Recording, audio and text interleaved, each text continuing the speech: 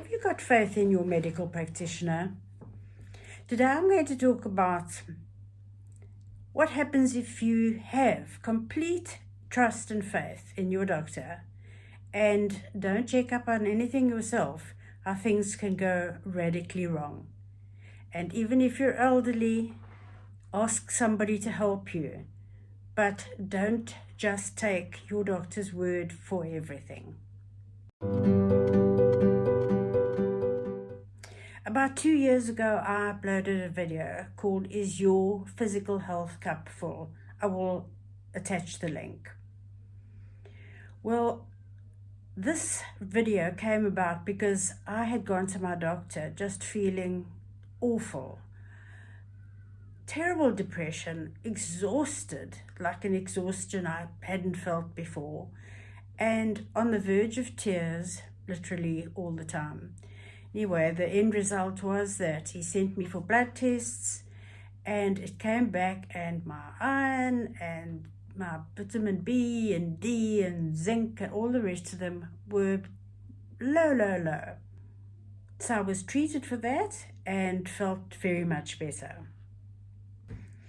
Before I go any further, if you're new here, my name is Rose, and my channel covers the ups and downs and challenges and fun and all the rest of all of us in our 60s, 70s, 80s and beyond. Thank you so much for watching my video today, and if you enjoy it, I hope you subscribe and you come back and watch lots more with us. And as always, a huge thank you to my subscribers. I really do appreciate you more than you know. Anyway, fast forward. 2 weeks ago, I found myself once again sitting across from my doctor, tears flowing, depressed, exhausted, with a terribly sore tummy, bloated, and I said, please help, I can't go on like this. So of course I was sent once again for blood tests.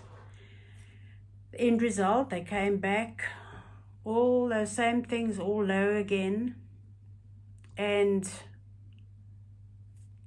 I was given another prescription to now get these levels back up again. But keep in mind that I have lived with depression since my mid-20s. So I've always taken antidepressants, and my doctor has always known about that. It's on my file. And certain things cannot be taken with antidepressants, and other medications can't just be mixed either.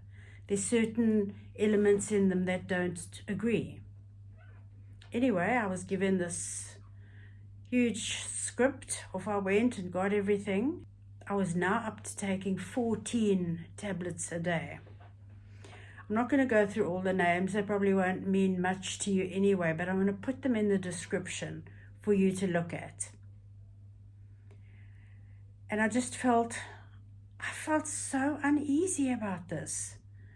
I thought, this is ridiculous. I'm basically quite a healthy person. I eat well, I look after myself, and I try to keep as healthy as possible, that I'm taking 14 tablets a day. When I mentioned to a friend who's in the medical industry that once again my levels were all low and my hemoglobin was low again, my iron was low, she was shocked. She said, there's got to be some underlying reason for that. You don't just have them topped up with medication and then they just slowly go down again. Somebody should be looking into why these levels are dropping all the time. I said, well, nobody is. I've just been given a whole lot of meds again. So I decided to sit down and do some research of my own. Now I know no one likes Dr. Google. In this case, it was Dr. ChatGPT.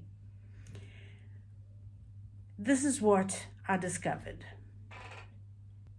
Some of it I'm going to have to read in case I can't get all the names right and I don't want to make any mistakes. One of the medications I was prescribed should not have been taken with one of my antidepressants. The combination could cause serotonin syndrome, a potentially serious condition where there's too much serotonin in the brain and nervous system. It didn't seem to worry the person who wrote out the script. The medications were just added to my antidepressants. 2 other medications that I was on, taken together, can cause excessive sleepiness, my tiredness, dizziness, and balance problems.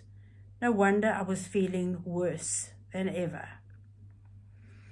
The daily aspirin that I've been taking for a deep vein thrombosis that I had about 35 years ago, which I should not still have been taking, can cause intestinal bleeding if it's taken with other medication. And I was taking it on top of everything else. Probably the internal bleeding could be where that came from.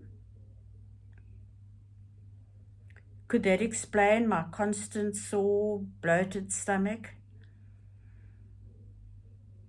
And why I always need to have my iron topped up? Another one, a tablet that I was prescribed for reflux a long time ago, actually reduces the absorption of iron if you take them at the same time. So I was swallowing my iron supplements with the reflux at the same time because nobody told me not to. So what I was doing was actually cancelling the one out with the other. And vitamin D, which was very low too, I read that it works best if you take it with your largest meal of the day because fat helps with the absorption. No one told me that either. I was just told to take one a day, so I took it in the morning on an empty stomach with everything else. So what does this tell me? What is it telling us? Do we have to be responsible for our own health? But the problem here is that I'm not a medical practitioner. I don't know what I should be taking and when I should be taking it. I'm relying on my doctor to tell me that. What this has proven to me is that everything is to be questioned. Don't worry if your doctor or your pharmacist appears irritated with you. You have to ask. Ask what can be taken together, and should I be taking all of this medication? Ask about it. It's your body.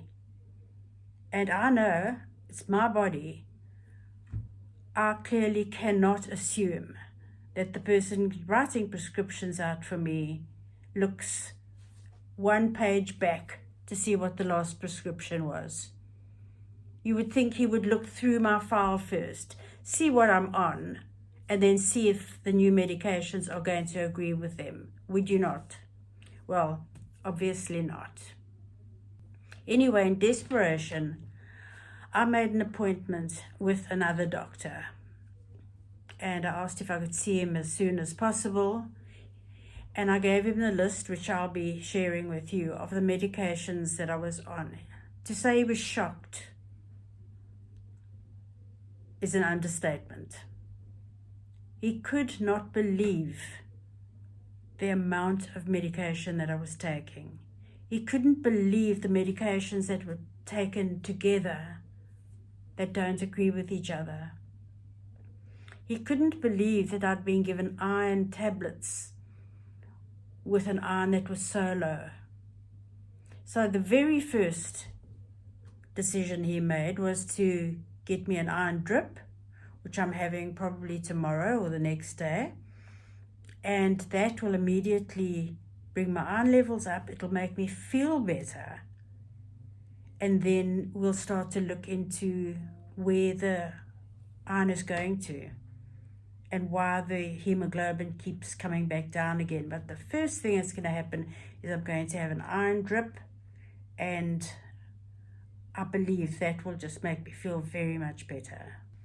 He said immediately there were some that he would like to just cancel completely, but he preferred that a psychiatrist looked at those, as mental health is not his area of expertise. So an appointment was made for me to see a psychiatrist to have a look at the antidepressants and see if it's really necessary for me to be taking all this medication. I mean, I've had this condition for 40 years. And I've been fine. Why am I having all these things added to it now? Just because I'm feeling low, I'm actually feeling low because my iron and HB and D and everything is low. It's actually got nothing to do with my mental health. So what's the lesson here, my friends? Always ask questions. Don't be afraid to do any research yourself. If something doesn't feel right, get a second opinion. And yes, I know I went on to ChatGPT, but what I got from there, I printed out and I showed to the doctor when I went to see the new one. And he said it was all quite right, that it had pointed out these contraindications exactly as they were. We've only got this one body.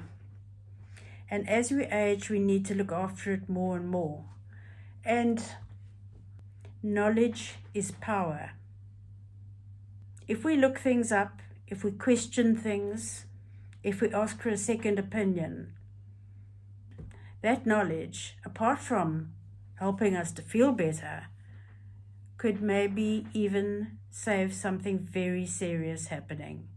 Because the doctor explained to me that the serotonin syndrome is a very serious matter. And here I am with all this doubled up medication. Together we can keep learning, keep growing, and maybe this does sound like a negative video that I'm sharing today and a negative opinion on the medical profession, and it's not meant to be. What I'm getting at is we need to ask questions, that this is our bodies and we need to take care of them.